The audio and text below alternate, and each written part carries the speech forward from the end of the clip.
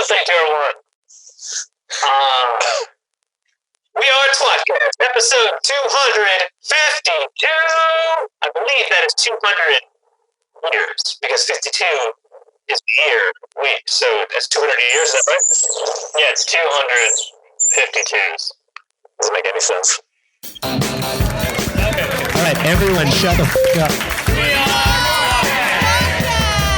Wheel of Time, reread podcast, explicit and R freaking rated. Jono's the wild card, always talking shit. Joe's the straight man, he's a total dick. Tom calls in if he's not too busy. We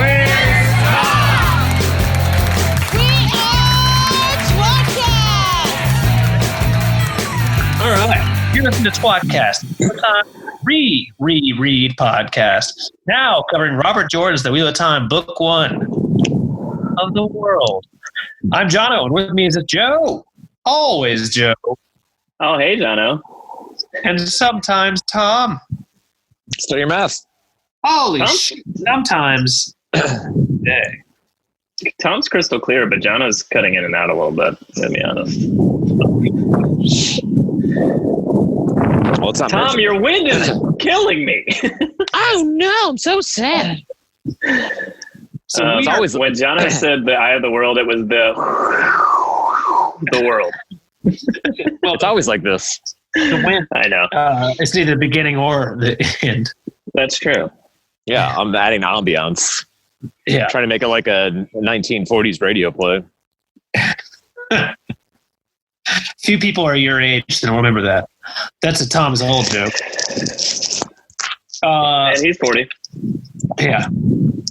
I'm a man. That's all right. Good point. Good point. This is going to be interesting. There's going to be like 8,000 like little segments of silence to cut out of the show. Nah, it's going to be perfect. Yeah, it'll be fine. We are recording for our first time via Zoom, which of course is because of this quarantine. More like quarantine. More like quarantine. Last week, Joe came over to my house and used a different door than usual, my back door. And that's different than usual? Yeah. Yes. Usually I use the side door. Yeah, which is what I call my urethra. Don't ask why that is, but my epision left. I was going to say it's when I come all over the side of his face and it goes in the ear. Which one of those is better for us to edit out? Because both are true. Both. Both. Quality podcast. Tom's just shocked. Shocked silence from Tom. Tom's just going up and down to that hockey video behind him too. I'm having a really good time playing with the video. So we're doing Zoom, and so my background is the Wheel of Time map, which is what because I bought that from Tavira and T. Ding. Joe's background is a bunch of comics, which he owns because and toys, John, and sex toys. Got a little Joker. You got a little Batman. You got a little Robin. You got a little Nightwing. Can't see any of that. It's way too small. Yeah, a little Batmobile. Tom's background is far more important than either. He has managed to put the Wikipedia picture of Bukaki on his background. Beefcake, John. You said that wrong. Anime Japanese chick with cum running. As all our viewers are aware, it's an educational experience. What I love is I knew exactly where that was from. I was like, oh, that's the Wikipedia picture. I really didn't. I just did a Google image search. It's the Wikipedia. Yeah, it's the first one that comes up because it's Wikipedia. Yeah, like Wikipedia. So there we go. This is already the most productive podcast that we've had because at least there's some chick with nut on her for the first time. Well, halfway through the day, Fulton County shut down, and even though Jono and I believe him, is like, this is unenforceable. They won't be able to keep you in your house. And I was like, well, yes, true, but I will be drinking at your house and then driving home, which granted, I don't get shit-faced or anything, but I have alcohol in my blood. I can stop you. But at any rate, I was just like, what if there's just a random stop or something? I'd be so fucked. It'd be so dumb. And then not 2 hours later, the governor is like, we're shutting the whole state down. Whole state down. The good news all is of Georgia. COVID as COVID. Corona finally got us. Yeah. The biggest But it casualty didn't. But it didn't. And it didn't because we're still doing it. Yeah. Honestly, I mean, Tom sounds better now than he ever did. It didn't get us at all. The hardest casualties of COVID so far have been James Bond and tWoTcast. tWoTcast is not a casualty. I don't know how many times we have to say it. It's going better than ever. It's a casualty in the sense that me and Jono aren't hanging out together like we normally do. Tom, you're never here, so this isn't weird for you at all. I know, but at least now I can start calling you guys on Zoom. That's true. Hey, my Zoom meeting. Zoom. Yeah, I'm sure we should do a fake advertisement for them. You know, I think even we though I just won't did. be using this video file, I guess we could. No, you No reason couldn't. not to. You couldn't because YouTube wouldn't let you put it up. I'll just blur this area out.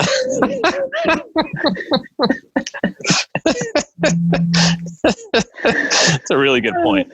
In case you do want to use it, there I switched it. Oh, there you go. That's better. Boo, boo. Jono's upset by it. The lack of I'm never gonna use this video. That's fine. I'm gonna have fun with this the whole recording. It's not like I'm gonna get more sober. Do we have any small talk besides my penis? Your penis? I mean, I think the small talk is literally just about the pandemic racking the country Hey, good luck. and how it's affecting us. Yeah. A family friend of ours, Jono, described Freaknik as paralyzing the city one time, and Lauren thought it was the funniest phrase she'd ever heard, so she always gets him to repeat the story. And he's like, it paralyzed the city. And then, like, the second all this happened, I was like, do you think he thinks that the city is paralyzed yet, or like, what's the story going to be on this one? It paralyzed the nation. Yeah, let's play How Racist Are You? Is this Freaknik level of paralyzation? I don't know. Yeah. I don't know. I haven't been in the city because I have been told not to fucking go there. There's a picture from Walking Dead season 1 where the main character is riding a horse into the city on like an empty freeway. And then somebody took an actual picture of Atlanta and just put it next to it. It was like completely empty. And I was just like, that's kind of That's pretty disturbing. it's kind of funny though. For our viewers who don't know, they filmed The Walking Dead in Atlanta. That's true. And also, it started in Atlanta. Obviously. We could actually have viewers this time. We have viewers every time. There's at least 3 right now on the podcast. Yeah, I'm viewing. We should have invited somebody else to this meeting. Lauren. I mean, we have all night. But they're not allowed to talk. They're only allowed to watch. Yeah, they're just a viewer. Yeah. Not a participant. Hey, would you like to view the podcast? Not participate. Just view. That costs extra.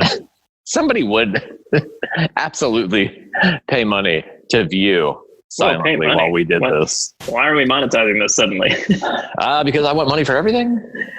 I see. Because we're 3 weeks. We're 3 weeks away from Mad Max, so I need as much money as I can get. No, what you need is water and gasoline. I'll buy it with money. By the way, good news, gasoline's No, you won't. You'll use the money to make a campfire because you won't have any kindling.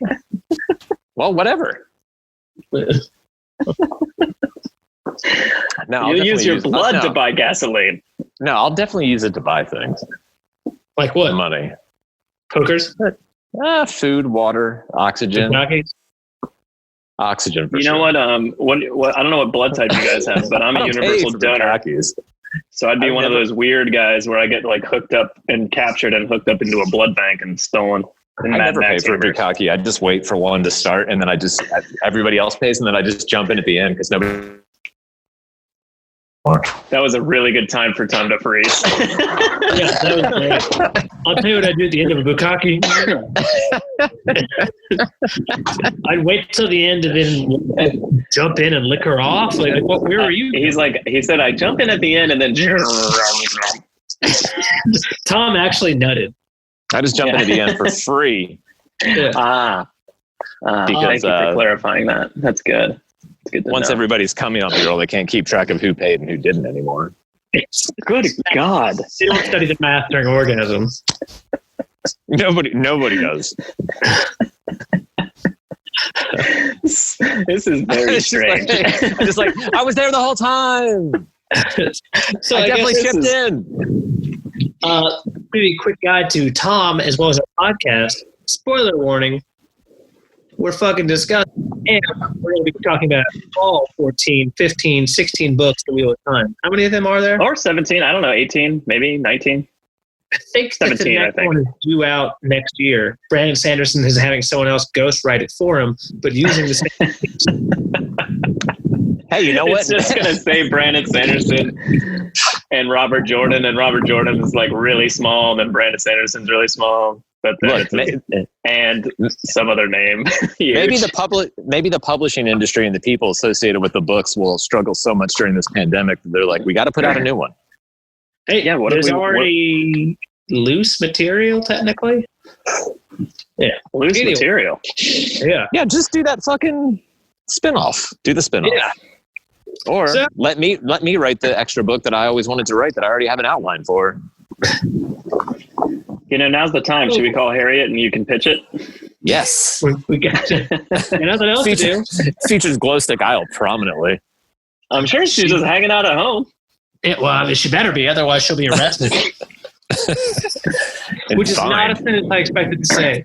You better be home or you'll be arrested. I love that I you might wonder go to if jail. Charles So it's like, go home, you might get sick. And now we're going to put you in confined space with a lot of people. Yeah, it seems like you get coronavirus if you're caught out. Yeah. It's like, damn it. They just inject everyone. You're out of your house. Listen, Corona. we all know the only smart thing to do is if you see people out that are not supposed to be out, is to shoot them on sight like they're zombies. That's correct. We've seen these movies. It's not a bad plan. It's not a bad plan. Don't put them in jail. Don't fine them. They're not going to pay you anyway. Money's going to be worthless. We've been over that. Just shoot them in the head and move on. Tom, how's your running going, by the way? That's going okay. My knees are still busted. Yeah. Ready for that? I went running on Tuesday, and the pollen, I might as well just like taken pollen and just mainlined it into my veins because you did. It was bad. I was like, I got back from the run and Lauren was like, hey, how's your run? I was like, can't breathe. Give me a second.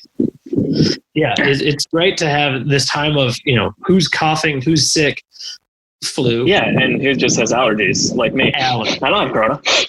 Yeah. That does happen to me like every 5 minutes. I'm just like, oh no. Oh. Yeah. I was telling John last week, I did kind of have like I was like, I went to bed and I was like, I feel like I have a fever. I know it's just allergies, but I feel like there's a fever and a fever's bad. And then I'm like, I spent the whole night just freaking out. And then like an idiot. I'm like, oh man, that means I infected my wife and child because it's too late. And like, no, it means you. It means and then the next day I was like, oh, fine. Joe, here's the thing. The second you feel sick, since you have a wife and a baby, you just have to leave the house and die in the street. You can't stay there. Can't go to mom. She's old. It's already over. I've already infected them. Well, that's pretty fatalistic. They might not have gotten it yet. I like Tom's idea. You might as well just stand outside in the street. Just stare at the window longingly. Yeah, just walk outside, kneel down in the driveway, and wait for death. Maybe don't tell your friend who you are. She backs out of the driveway. Your death is quicker. My daughter just comes out in the driveway, draws a chalk outline.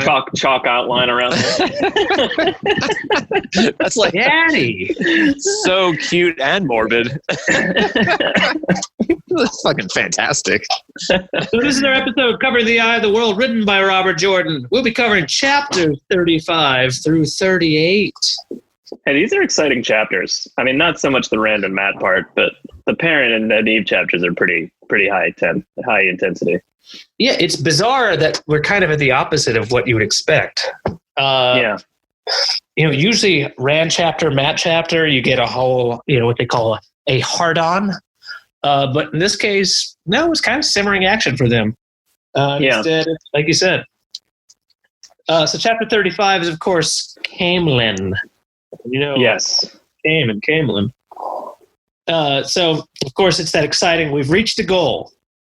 Do you have quick notes, Jono, or are we going to go slowly through the chapter? I can give you a 2-second recap if you just want me to keep doing that. Yeah, why don't you do that, Tom, and then we'll talk about it. All right, it's Camlin, red and white, Queen's Blessing, a little bit of Tom's history. That's the chip. All right, good. I really, there's, again, not too much in here beyond. There's really not. I guess one of the things that's kind of difficult to really put yourself into that place is think about from Rand and Matt's point of view, and specifically Rand. Matt's point of view is no longer a mentally stable one. But you've been on the run for weeks. Well, they're both a little fucked up. And even Rand is like acting a little paranoid. He's like, I'm turning into Matt now. Well, technically he should be, because the whole thing is it's very virulent, like the coronavirus. Not everything's the same thing. But try to imagine though being like. I'm glad you chastised yourself immediately. Yeah, I know. But just being like just fucking stuck in the middle of a huge town, no one besides people who may be dead, and you're in the middle of fucking nowhere you've ever heard of. I mean, that'd be fucking depressing as shit. It's definitely a very mentally taxing place to be. It's almost like being trapped inside from some sort of massive virus that paralyzes the nation. No, it's not like that. Not everything's the same thing. There's tons of people in the streets. Yeah. People in the streets. That's a misconception. It's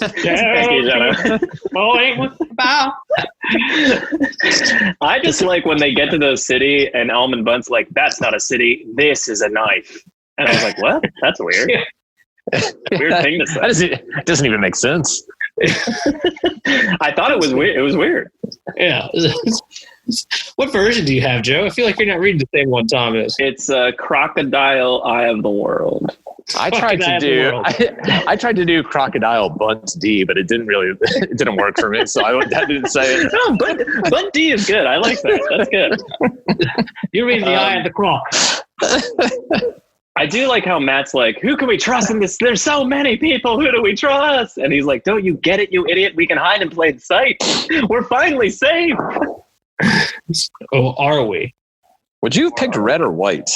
I don't know. I feel like red is the more like obvious color of blood. Doesn't he pick white just because it's cheaper though? Well, wait, did he pick white? Wrapped in white. Yeah, he picks white because it's cheap. It's less money. It's cheaper, so he spends less money on it. Shit! Now I forget which one it's now. No, they pick cloth and the red taper. I'm pretty sure red is for the queen. Oh, is it? Oh, then it's reversed. It's the red cloth and the white. Whatever color is for the queen is the cheaper version, and that's what he bought on purpose because it spent less money to cover up his sword or whatever. But that's fucking weird because if you remember, as soon as he takes the queen's color... It's not weird. He's a Tavarian, Jono. Well, as soon as he takes the queen's color, though, the guy just starts yelling at him like, oh, you fucking, Aes Sedai loving scum. It's like, wait, what? You sold this to me cheaper. Why wouldn't you make it the other way around? That's a really good point. Yeah, if you want people to, maybe it's in shorter supply, Jono. Yeah, if you support the queen, demand. If you're a capitalist and supports the queen, you're like, look, I'll sell the white, but it's going to be more expensive. But I'm putting you down on the register. Yeah. He's like, and you wanted white, and what's your name? Okay, good. Yeah. And where are you going to be staying? We're going to burn it down later. I mean, just for no reason. Also, I don't know if I'd want to mark up the prices on the stuff that the angry, mutinous, riotous people are trying to buy. I'd be like, oh yeah, just take it for God's sakes. They're start killing people in the street. Markup. I think it's genuinely just he has less of them, so it costs more. So the red cloth is cheaper than the white, which is that's what he gets. Oh, so he gets red. All right. Yeah, so we've been talking reverse this whole time. Well, you were. You fuck up. Honestly, when I was listening to the chapter, I was like, wait, what did they say, red or white? Fuck, I missed it. Well, it's a little bit I don't have time to go back. It's a little bit of both. But regardless, I still like this guy just, can I get the red cloth? Fuck you. You sold it to me. Yeah. He's still mad at you. It's fine. I feel like it's like, would you like chicken or beef? And he's like, I'll take beef. And he's like, fucking cow killer. And you're like, what? I just like hamburger. Fucking scum of the earth. Jesus. All right. What's the difference? What's funny about this is it's kind of simplistic, but I really liked this little bit of politicking and culture. And I kind of feel like this would have been something that, like, if this is happening now in Morgaze's reign, what the fuck should have been happening during Rand's time? Like I mean, we see a little bit of the people wearing the IEO headband to want to be Rand, but but you would have thought this would have been way fucking crazier in 18 months when the Dragon Reborn is in charge of the city versus just, hey, there's no spring. Nobody thinks that Morgaze is going to destroy the city with channeling. I guess maybe don't riot, but don't riot too much.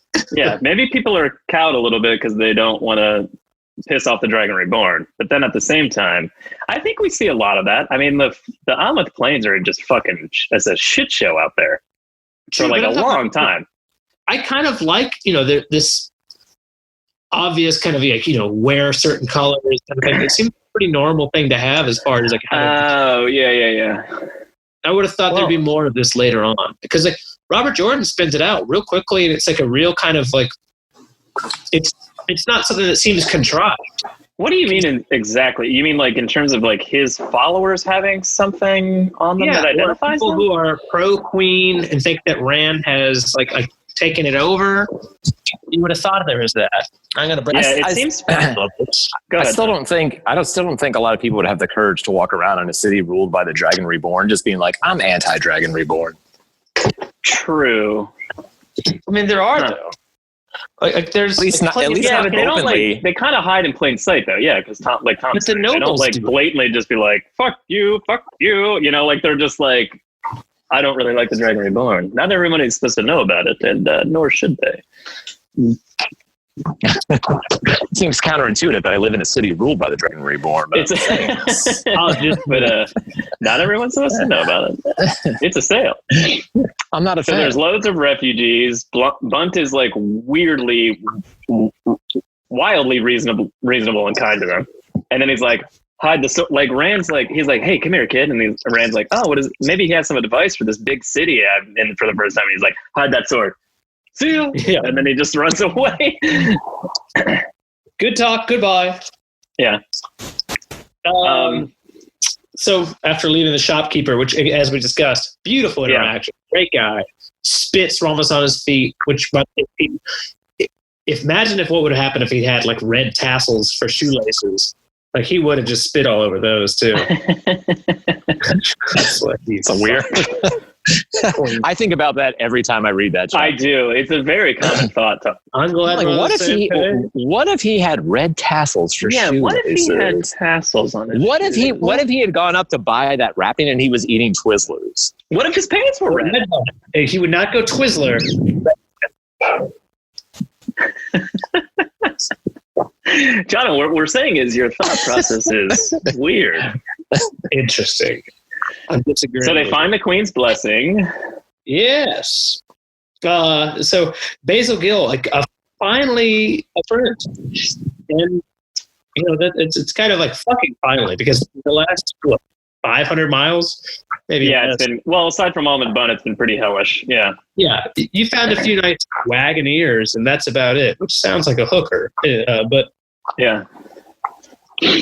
Okay, they're finally getting some peace. We're meeting more characters that are around forever. Yeah, that's true. I kind of even to this day, I don't forget that Master Gill is a character that keeps going throughout the whole series. But like, you kind of those are two almost separate people to me. Like, you know what I mean? Like, he's not different as a human or as a character. He's not different, but like, I just see this period of time as like he's not human at all. Yeah. Well, later on, he becomes a Trolloc. I don't know if you knew that or not. Are there any How many throwaway characters are there in the first book? There's not a lot. I mean, even Almond Bunt makes a fucking cameo in one of the later books. It's pretty much anything between like, I guess, Whitebridge and two villages before Camelin. Yeah, and we know Elsgrindwell gets around for a while.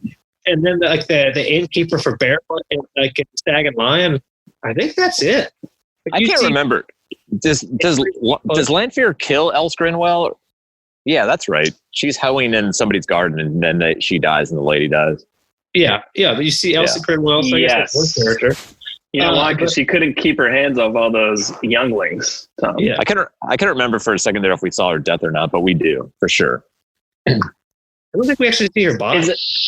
I don't know if it's on screen. No, there's like a cutaway with her farming and complaining about having to be on a farm doing chores just because she looks she walks up and sees a dead body and she's like, what the? And then gets murdered. Tom is correct. Yeah. I will say this one more time my entire life. Tom is correct. Real quick before we get, not that we have much more of this chapter, but this is the last chapter we see like a hint of real Matt before it's like pure dagger Matt. Basically until the third book. I see what you're talking about. Yeah. You know what I mean? Like he has this like moment of like, I know this sounds crazy, but I just want to go home and have my mom yell at me. Like I just like, this is freaking me out. I'm freaking out, Miranda. I just want to go home. Like I miss home. And you're just like, oh, that's sad because you're about to get real crazy. Yeah, a few days in that attic bed. Not bad. Well, no, he tries to kill Nave and Moraine. Yeah. That's pretty crazy. I said right after this, he holes up in the room where Rand and Matt are staying and just doesn't come out. Yeah, I know. So technically, this is pretty much perfect, Matt. Anyway, so one of the things I like about Basil Gill here is he's just kind of like, he looks at him. He's like, so if you're friends with Tom, let's see, you're the right age. Problems with Aes Sedai? Yeah. Okay. Not to ask an awkward question, not to say that you're the devil, but can you channel? Well, it's reasonable. I mean, Tom's helping them. Yeah. And he's immediately thinking like, oh, you're young men, you're running, there's Aes Sedai involved. Tom's helping you. Can one of you guys channel? And he's like, no, nothing like that. And he's like, no, okay. Oh, okay. So it's a sexual thing. No offense if that's what's happening, but yeah. So it's free room and board, by the way. He's super kind to them. He trusts them because they have Tom's belongings and they tell a obviously real and convincing story. Yeah. And then basically he's like, well, I'll help you out until Tom gets here to pay for your stay. and they're like, thank God. So we find out Tom was a court bard, used to fuck the queen. Tom's son channeled, and we find out Tom killed Tarangale. These are huge revelations. Yeah. Tom's nephew channeled. Yeah. So can I say his son? Yeah. Oh, I'm sorry. His well, Gawain doesn't channel. We know that. Oh, that's a fucking the queen joke, Jono. Cool jerk. Killed Tarangale. And then got angry with Aes Sedai. When that's kind of important to your entire history, Rand. I do like Basil Gill being like, Tom's not dead. And they're like, pretty sure he's dead, bro. And he's like, I'll believe it when I see it. That man's more resilient than you can ever imagine. And I was just like, all right. They're the only ones that think so. Everybody they tell is just like, get the fuck out of here. That guy's dead. Yeah. Anyway, Tom's not dead. Let's get some food. Chapter 36. 36, my only recap for the chapter, just says loyal. That's a good recap of the chapter. The chapter titled Web of the Pattern. Yeah, loyal and Spider-Man.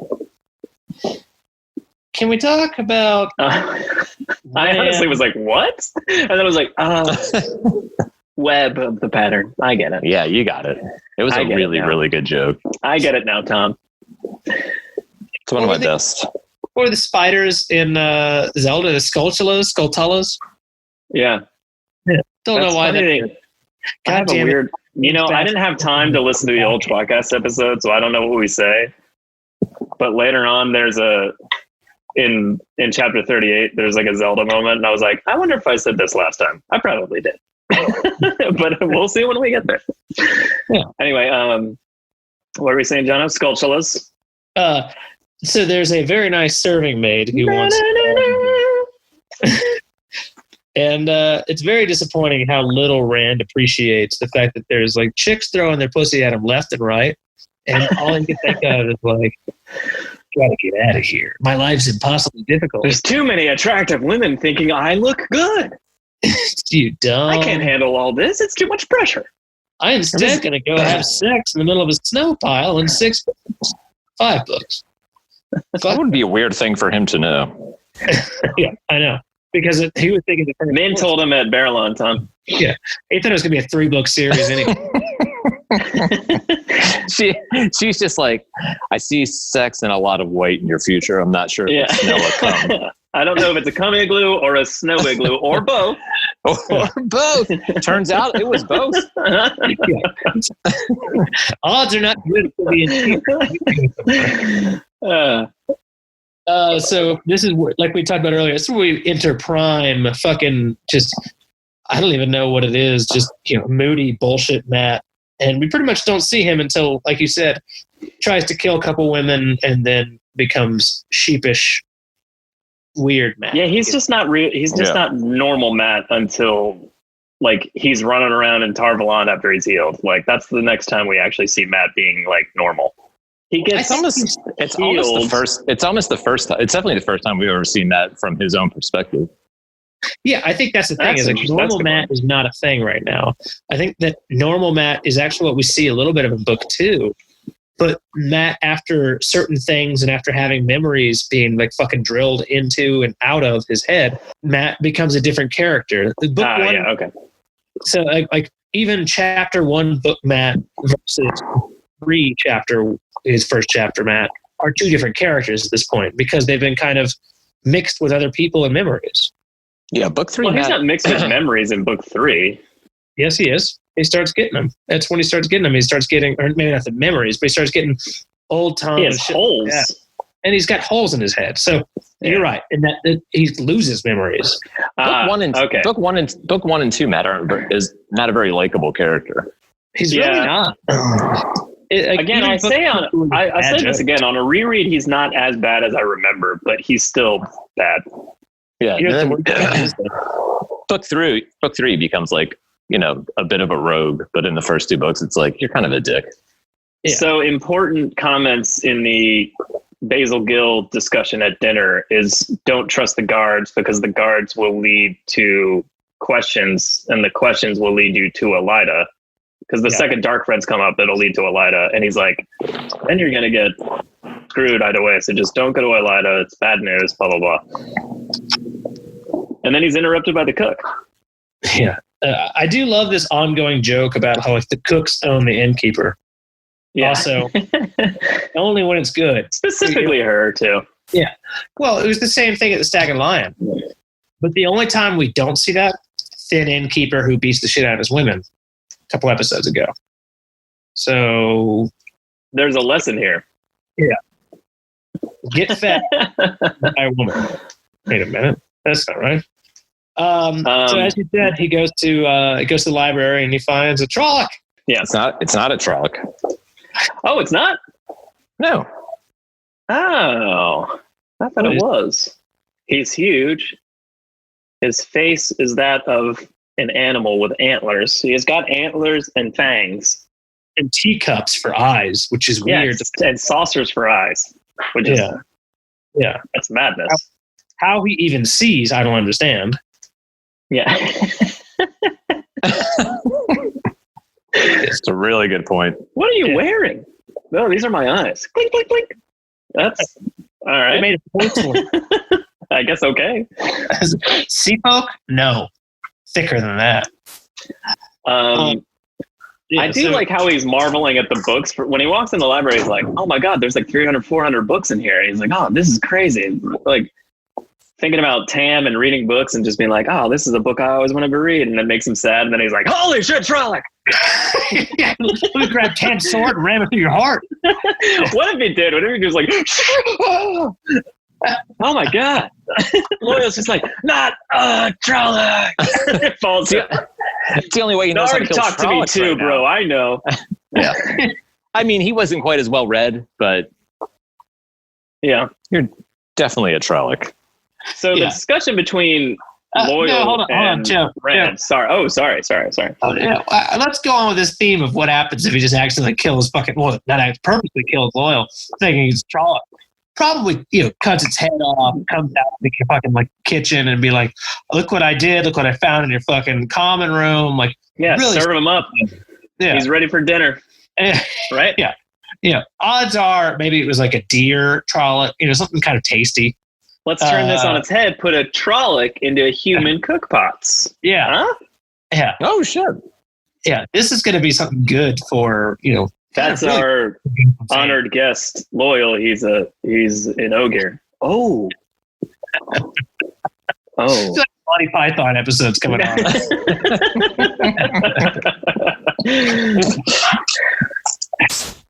So they discuss groves and steadings and the stump and relative ages, and Rand ends up telling Loyal the entire truth, which I found refreshing, although probably stupid. But it turns out not to be. But at the time, I was like, I can't believe he's telling him all this. It was a fascinating conversation. It's nice that it happened. I was glad.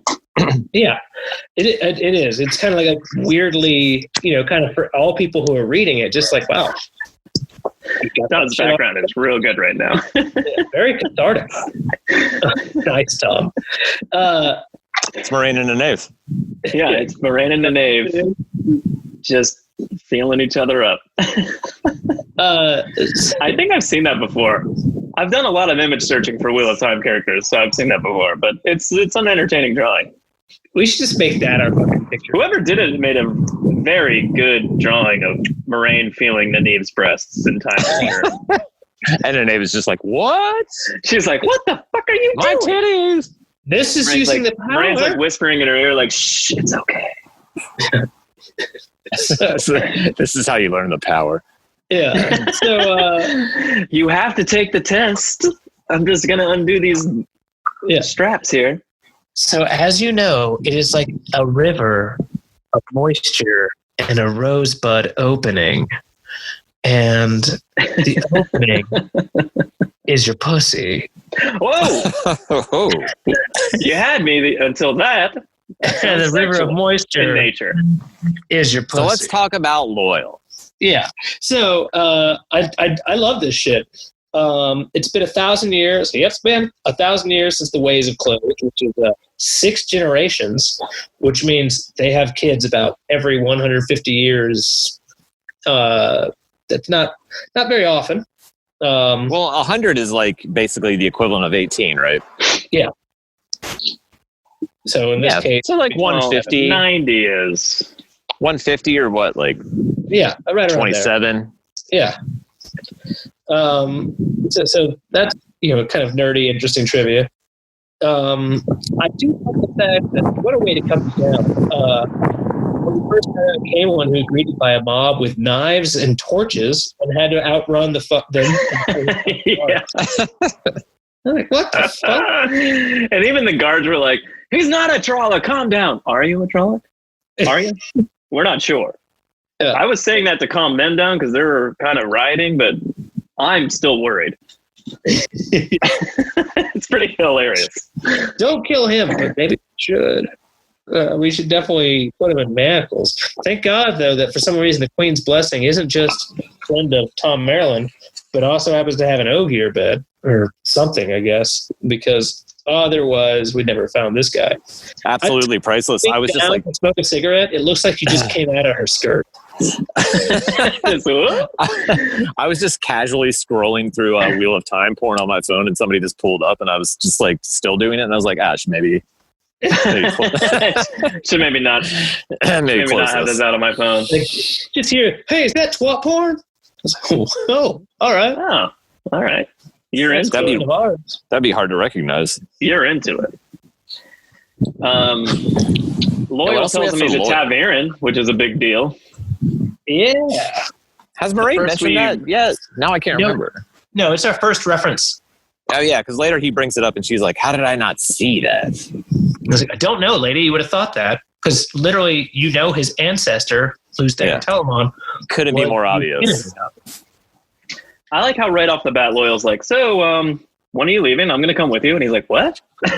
He's like, I was just telling you about Dark Friends and Midril. And he's like, yeah, that sounds fun. It sounds interesting. The world's going to shift around you. It's going to be fascinating. I'm going to write it all down. Look, we got to I don't think you understand. We're going to be in real danger. We're also going to bring the most obvious person in the history of the world along with you. Yeah. Let's get the 10-foot tall. Yeah. Ends up helping him out a lot because later on he pretends to be a Trolloc in Carrion. Yeah, but if I was on the run from the law and I met Shaquille O'Neal at a bar and he's like, I'll go with you, I'd be like, Thanks. No thanks. I missed the end of that joke, Tom. Oh, well, now I don't know what to say. At a bar, and I'd say... If I was at a bar and I met Shaquille O'Neal and I was on the run from the law and he wanted to go with me, I'd be like, no. What if you looked exactly Probably a bad idea. If you looked like Shaquille O'Neal, then I would definitely take it. Get spotted immediately. So I know Loyal's huge and he's an Ogier and everything, but like, does he have a big ass even for an Ogier? Because he sits in a chair for 2. You know what? He does not like people asking about that. That is not proper. Yeah, he's got narrow ears and a big ass. I'm just saying, is he stout for an Ogier? Yeah. Ends up, he's just a sprinter, all right? He's just got a big muscular ass. So all the groves are gone, the cities are changed, and Rand's naive. Hearing the world from his perspective not only is an info dump, but it's also kind of like, but an entertaining one, but it's also like a very interesting perspective on the world because it's so antiquated and wrong because he hasn't left the setting. He's reading it all in books. It's pretty cool. It's a really good way to give depth to like the current nations without like being like, they've all been around not for that long. Yeah. Andor is 1,000 years old and is the oldest one. I do love his confusion with Rand being Aiel just because, red hair. Oh, yeah. No. It's very racist from an Ogier. Oh, I don't know, tall, weird looking ears. He's like, water and shade, am I right? And he's like, what are you, racist? It is incredibly called racist. Me a frolic and yelled it. This was just a way Stereo. Yeah. That's rackist as shit. I know there's a C. Typing. Yeah. So anyway, like we talked about, just kind of lovely juxtaposition here of everything's fucked up. Your life sounds awful. I'll travel with you, Rand. That seems like a poorly thought out decision, but all right. He wants to see Rand's like, I'm worried I'm going to endanger you. He's like, well, why don't you just come play chess with me then? He's like, all right. I don't know why he's just like, look, I already had to tell Egwene 30 times this is not an adventure. And now I've got you too. It's ridiculous. Yeah, and this guy literally thinks it's an adventure. It's a very good point. Like, no, he can take care of himself because he's, a man. Are you guys good for chapter 37? He's an exceptionally no, he's large not a man. man. It's a joke. I was waiting for you. He's not a man. He's not 40. He also isn't 40 by ogre standards by any sense. Tom's a man. Real sense, he's actually Yeah, I'm 40. I'm a man. I'm 40. Yeah, talk to him. Go after him. Tom, not loyal. He's a man. Chapter 37, The Long Chase. It's a Nineveh chapter. Chapter 37, The Long Chase. It's an Nineveh chapter. Yeah, the recap is Nene cuts the picket lines, and then I put lightning. That's it. By the way, Joe, I've got a really annoying song for you for this part. Lightning crashes. I knew it. Jono, you can't sing a song for more than 6 seconds. It won't go on Facebook. You know how to post videos to Facebook? Ever since we've been automatically posting places, we keep getting emails that's like, this didn't load. And we're like, we don't care. It either works or it doesn't. I don't care that much. So Tom's not wrong. That's kind of the whole chapter. But there's a lot of coolness that happens in the interim. It's good. I'm delighted by the massive contrast between Rand and Matt's fucking harrowing, awful journey from Whitebridge to Camelin versus Moraine and even Moraine and Land's love triangle. We don't know everything. Like, we don't know how far east they went before they turned north to go find Perrin and Egwene. We really know nothing about it. But the fact that there was literally nothing of interest shows, like, what did we do? We traveled down the road on horses, and then... Well, it also clearly shows that they're not the ones they're after, Yeah. It's just, that's a real nice road, kind of nice villages. Looked a lot like Evans's Field. What about you? I slept in haystacks in the rain. Stabbed a guy. I stabbed a guy. It's fucking awful. Oh, it's real nice. Did you guys see that one village? Real picturesque. Like, fuck you. Yeah. Yeah, we get a real quick recap from Nynaeve of like what happened, and it's basically like nothing until they go off the road to go after Perrin. Or rather, it's the sure thing. They don't know who it is. Yeah. I think the moments where Moraine is like, oh, they went that way. You're just like, oh, this is cool, man. Like just those little like pieces of Moraine being like, we should turn east right now. You're like, oh, that's kind of neat. Yeah, it also does a pretty good job of kind of lining up timelines of like this night. Yeah, so it does a good job of trying to just anchor all the timelines. And that's one of the things that Jordan does very well. Is like, and people have done like Indigenous and the other previously on 12. Johnny, you're breaking up a little bit. Don't break up with me. I love you. Oh, okay. Yeah. Well, I like. I like you. You did that so fast. I feel like that happened before in your life. I think we should break up. Don't break up with me. I love you. Don't break up with me. You got an STD first. I invented it's not you. I got it from you. Don't ask how I knew this. You should probably get tested now.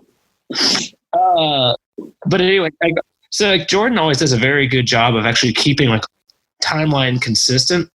Like, you know, yeah, you got one plot over here, plot over there, and like you can plot like what the fuck happens with the moons for the most part. Kind of helps line it all up. It's very intricate, and this kind of just helps reinforce that. But who gives a shit? Let's get. He also needed an entire book to catch the timelines back up together. So you know, yeah. So he did fuck that up. And that book, they feel Perrin's coin. She feels Perrin's coin leave him, and he's like, he's not dead, but his coin's not with him. I'm freaking out. Don't freak out though, because he's not dead. She should have done that to Rand all the time. Yeah. Every time he took his pants off, just feed him something that's hard to digest, and be like, wait, it's in the same room with him. He's probably just naked. Like they lose him all the time later. Yeah, that's true. She should have used the one power on the hilt of his sword. What I think is funny is that he gets the coin back at some point. Moraine mentions it, meaning like the White Cloaks are like, well, here's your money. You're fucked anyway, so you can have your shit back. Well, they talked about it earlier. That like we I know. I just love you that coin. It's blood money anyway. It comes from Tar-Valon witches. Yeah. We're gonna put it in the ground with your body. Holy shit! We can't take it with you. Yeah, they can't take it with you. So anyway, they're on top. They're right outside the camp, and Wen wakes her up in the middle of the night. Yeah, it's not with a boner. Why does she have a boner? First of all, does it wake her up with a boner? Yeah, she definitely has a boner. Yeah, she has a boner. Yeah, she woke up. I'm saying Lan didn't prod her awake with his erect penis. Oh, his boner. I thought it was her lady boner. Does it explicitly say that doesn't happen? Yeah, it explicitly says. It says Lan woke her up, but not with his erect. But not with a boner. That would be weird. They barely know each other. Good writing. You need to be very clear on what's happening. If it said Lan woke her up, but not with a boner, that would be weird. And then just kept going.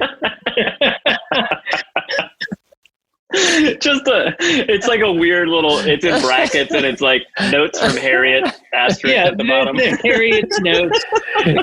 These are things that are cut out. Not with a boner. Just to be clear, not with a boner. That would be weird.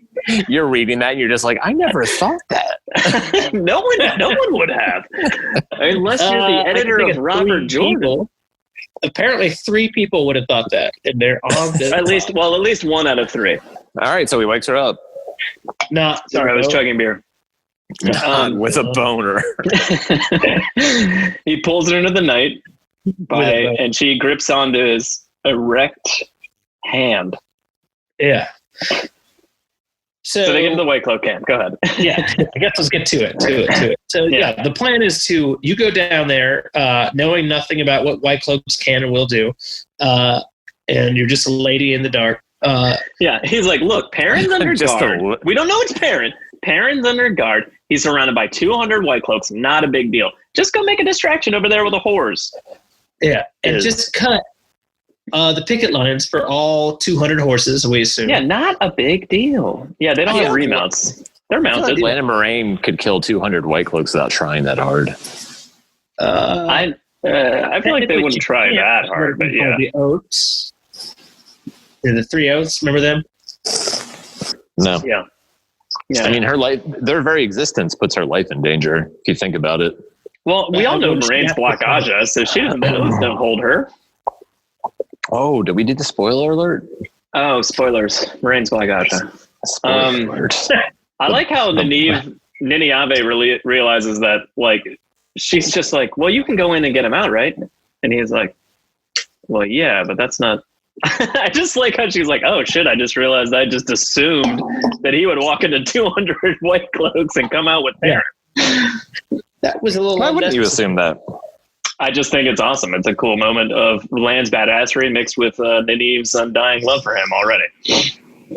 And he has strong hands. She mentioned that. So he's like, go cut the horse lines, and also watch out for wolves. They won't hurt you, but they're there. So by the way, important note. So she mentions Lan's strong hands, and she kind of gets goosebumps about it. A moment later, Moraine grabs her. And Moraine also has strong hands. Clearly, we're looking for love 3-way. I really like how she's standing there next to the bat signal, and then she turns around and Lan's gone. Yeah, shit. That's a Batman joke, Jono. So let's talk about how amazing these White Cloaks are. First off, they're wearing obviously white cloaks in the night, which are silhouetted as fuck, and then, just basically like giant torches in the night, basically, essentially. And there's only 2 of them guarding the fucking horses. And they're like, hey guys, go out and patrol, but be sneaky about it. Here's some flares. Wrap them around your body. They're in the middle of nowhere. I know, but it's just funny. Time to be on guard. Oh, this is the Zelda thing I was talking about. When she sees the guards and they come up and they like talk to each other and then turn away and walk away. And I was just like, that's like classic sneaking around as Link.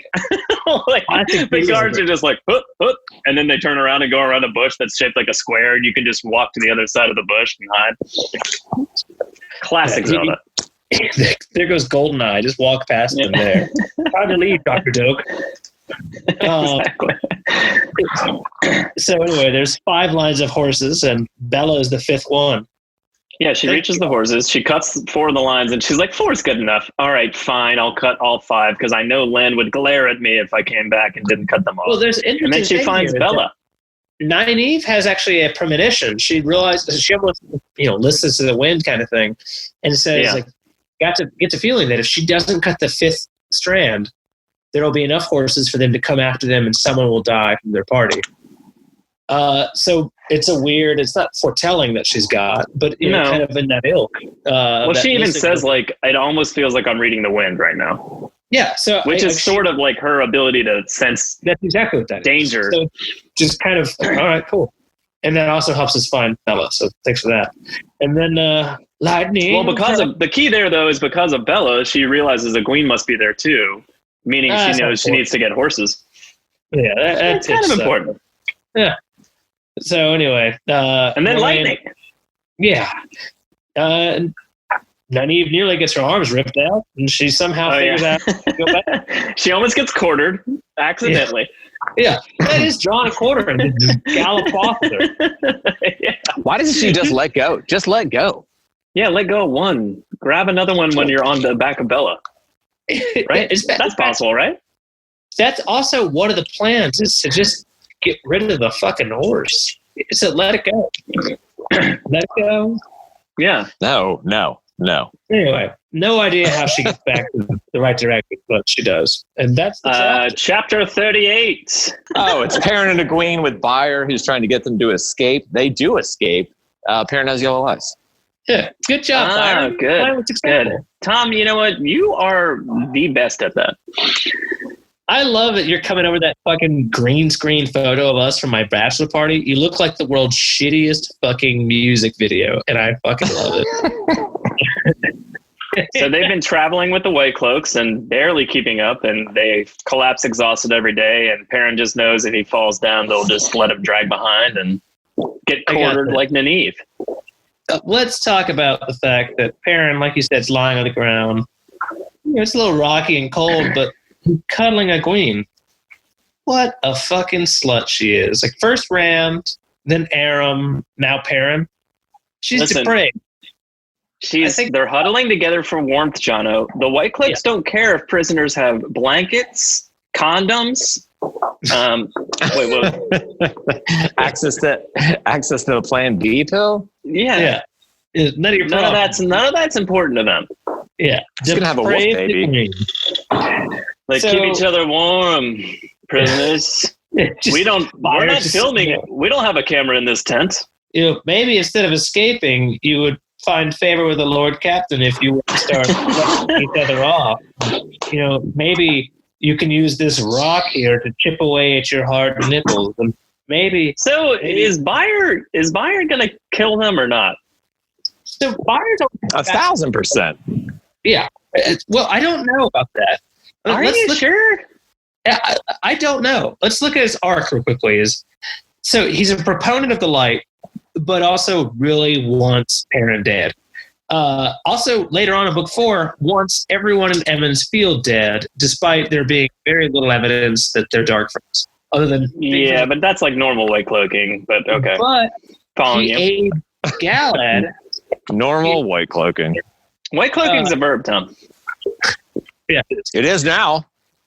He aids Galad, who is a known, cavorter with Aes Sedai, and then tries to accuse him later of destroying the White Cloaks.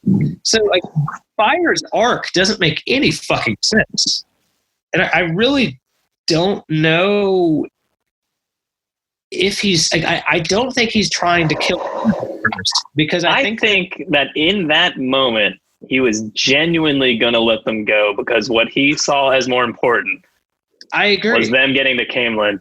However, 100% the millisecond that one of those guards goes missing and he can see that there's one less than there, like there's two, and then suddenly there's only one because Land comes up out of nowhere and takes one out. And like, I think he's immediately like, it's a trap, and just goes to kill Perrin. Like, but that being said, he could easily have just been ready to murder him. I don't know.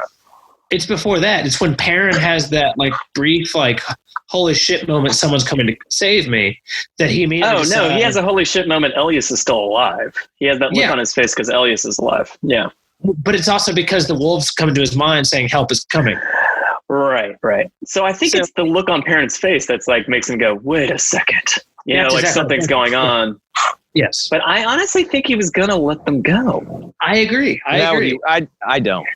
I don't know. Something about the way that's written makes me feel like he was genuinely like, get the fuck out of here. I hate you. No, he was going to kill them for trying to escape. So there is. That's a very valid takeaway from that section. Yeah, there's nothing wrong with that. Yeah. I don't think I ever remembered, by the way, that he mentioned that the White Cloaks, the Council of the Anointed, are very, very interested in the idea of Wolf Brothers, and so it is one of his jobs, his being Bornhold's job, to bring Perrin back because they've heard of Wolf Brothers and therefore want that to happen. Really? I don't recall that. Yeah, I didn't either until just here at this point. Well, that's super interesting, and it never gets brought up again, right? That's correct. He says that they've heard about it, and therefore... Is it White Cloaks that imprison... No, never mind. They imprison Gaul, not... I was thinking Noel... Is it Noel that's the other wolf? I was thinking Noel was in the cage. Never mind. Anyway. No, but you're on the right track, because Noel is right there near the border with Amador, I believe. So you're not wrong to think that that's kind of... related, and maybe that's why they kind of had that. Again, that's just blank speculation. I was real quick. Byard kicks him awake and says, "Why should dark friends sleep?" And I was just going to say, Jono, can you answer that because you're a dark friend, as we all know. I've been told. I mean, do dark friends need sleep? I mean, I'm asking you as a dark friend, did they need sleep? Well, we do pass out drunk a lot, so it makes sense to live it off. But yeah, the hardback 477, the Council of the Anointed has heard reports of such things. They want to know more, so you must be taken to Amador and given to the questioners. Listen, I don't have any specific notes from old tWoTcast episodes, but last week when I was listening, there was a point in time where you said something about a page number, and I said, Jono, stop mentioning fucking page numbers. And apparently it still holds true 10 years later. Nobody has the same book. I said hardback. Nobody has the same copy of the book. Stop mentioning fucking page numbers. Well, moving on then to another not page of the book. All right, Lan comes out of nowhere, takes up the hold on, before we get there. Okay. I wonder how much of Perrin's self-disgust is transferred from the White Cloaks looking at him as a murderer and as just a filthy piece because he is a murderer. It really seems that this is the time where he becomes not just I'm a wolf brother, but also I'm a murderer and I'm ashamed of myself. It's funny because I have a note on that from later in the chapter. Does it say he is a murderer? It says Perrin is a murderer. No. That's a good note. No, later on when they're looking at his eyes, Moraine's like, she knows about the wolves, and he's like, is it a dark one? She's like, could be. And then even Lan is like, sympathetic, and he's like, listen, I don't know. He's like, you're chosen by the light or the dark. I don't know. And I'm just like, well, here's why he has a goddamn stigma. Like the two people that he's like looking for knowledge in the world as like, you might be fucked, bro. We don't know. Like, I mean, I think that's a number. I was like, holy shit, choice of words. Yeah.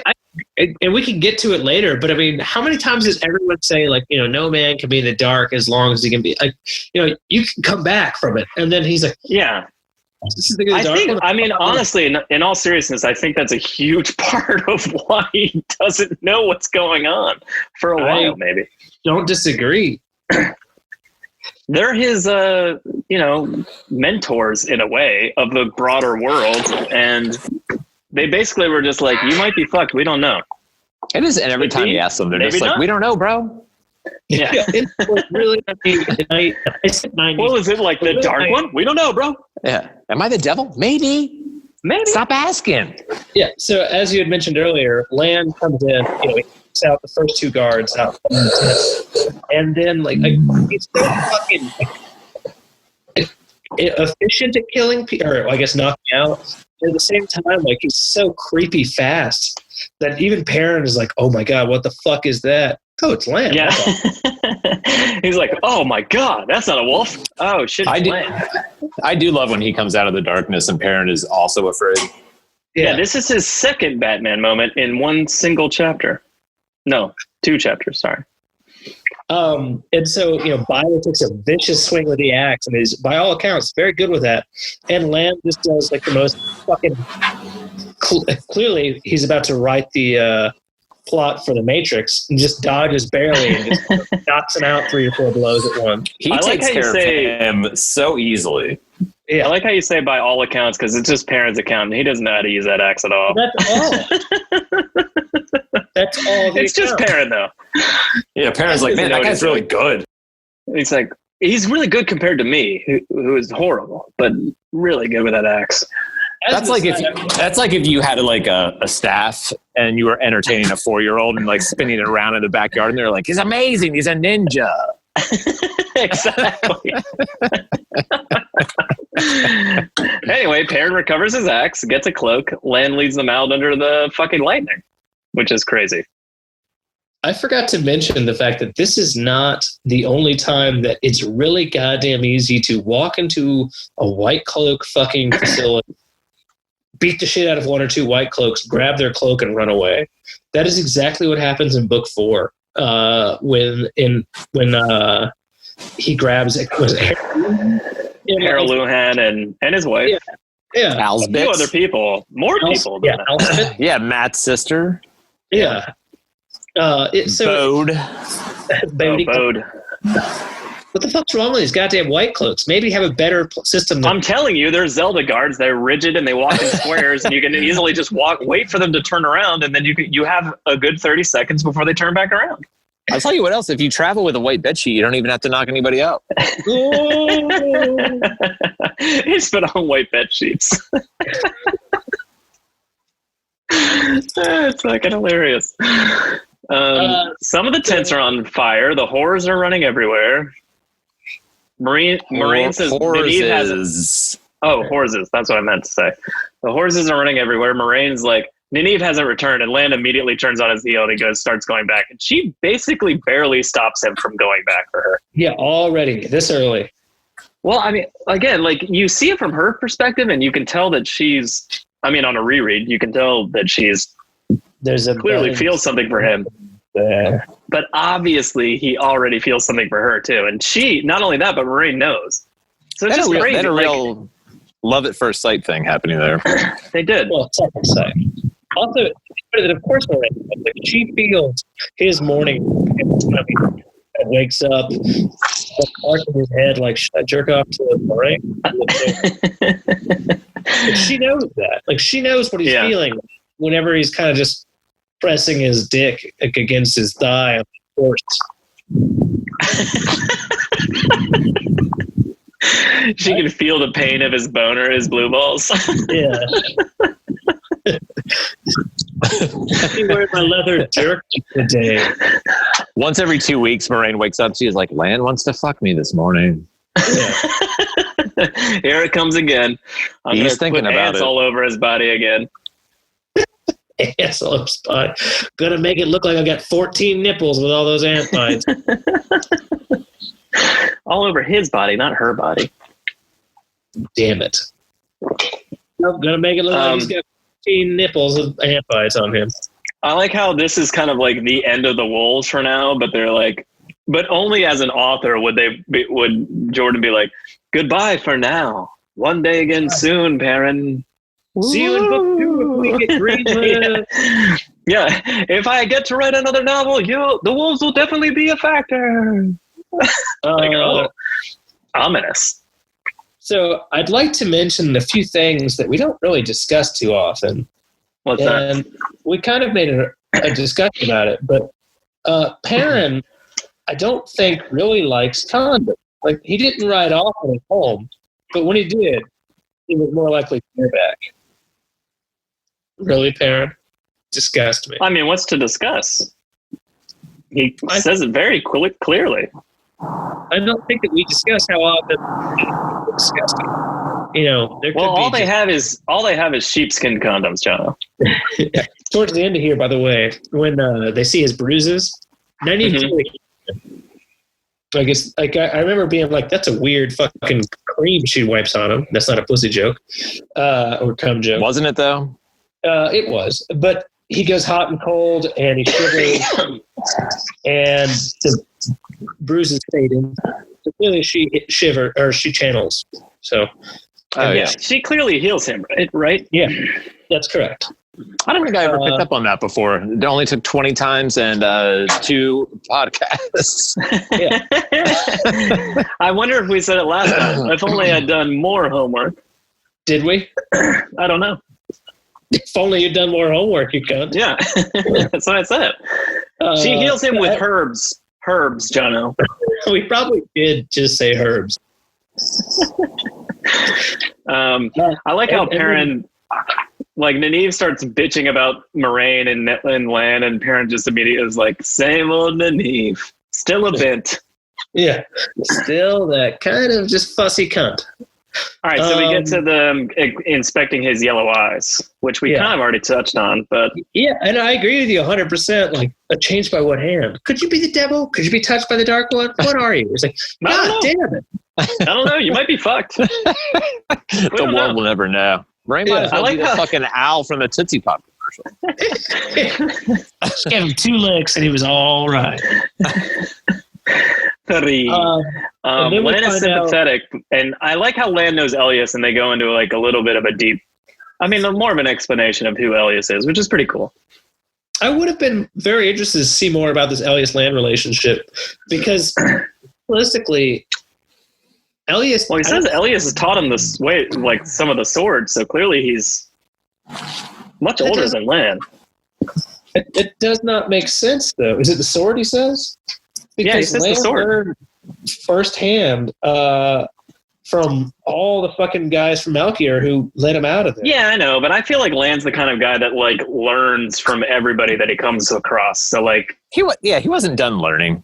Maybe he just sees Elias as a guy that he learned particularly a larger amount from, as opposed to like, oh, so that guy's as good as me, whatever. Yeah. But like every person he fights, he like learns from. So I mean, like, you know, it's not that weird, I guess. I guess. Well, I just like how Lan like basically muses on the end of the world. He's like, you might be fucked, you might not. Maybe we'll see another age in our lifetime. Maybe we won't. Maybe this is the last one. Maybe we're all dead. I don't know. Maybe you'll be the only one left. You 10 wolves. The last 2 pages are like Lan on a fucking diatribe. I know, it's kind of fucking crazy. The entire fucking book. And at the end of it, he's like, pray we find Camelin, or we get to Camelin in time. And he's like, what? Jesus Christ. All I'm saying is Lan talking a weirdly large amount to Perrin right here, and also Moraine not quite knowing what the wolves mean for him is basically clear why Perrin is so fucked up later. I think, maybe, looking at it that way, I think you're right, honestly. Other than, of course, he's Perrin, a baby. I'm confused as to whether or not should he have fucked the queen or not. Or possibly done a threesome with her and Aram. Yeah, when he was like nuzzling up against her in a White Cloak tent, he was like, did I miss my chance for a hot threesome? TWoT shows and thoughts, guys. What do you want to see? All of it? I can't wait to see how Camelin looks. I mentioned before how Barillon would be like a measurement for the scale of the series in terms of like what a real quote unquote city looks like. But man, I think that's really Camelin. Like when you see Camelin and you see the scale of it, it's going to be like, oh, that's the size of this show versus anything else. I want to see that. I'm fascinated by how they're going to make Loyal look, obviously. Oh yeah, that's correct. Yeah, that's a huge one. Yeah, and that escape is a really cool scene. So I hope it's done well. I agree. I'm assuming they show the whole city and not just streets ahead. Camelin's going to be interesting in general.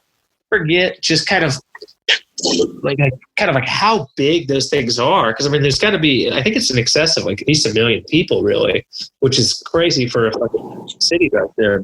These are four big chapters for the show. Yeah. Camelin for the first time, Loyal for the first time, and like a big action set piece. And that's kind of what I feel like this would be a solid episode, but like based on how the first season is theoretically only 8 episodes and they're getting into book 2 in the first season, it's like, what? Are they fitting all this in? Who knows? Doesn't seem possible. Well, let's talk about it. Let's start with the fact that, like, obviously Loyal seems like a very important character. The other stuff around it, not so much. But the kind of like the background for how important that the White Cloaks are for Perrin. I mean, the White Cloaks aren't just this piece. They're book 4. There are other pieces that come later that affect him deeply. So, I mean, there's something about it. You can see Camelin and Loyal in 6 or 7 minutes. Exactly. So those chapters don't matter.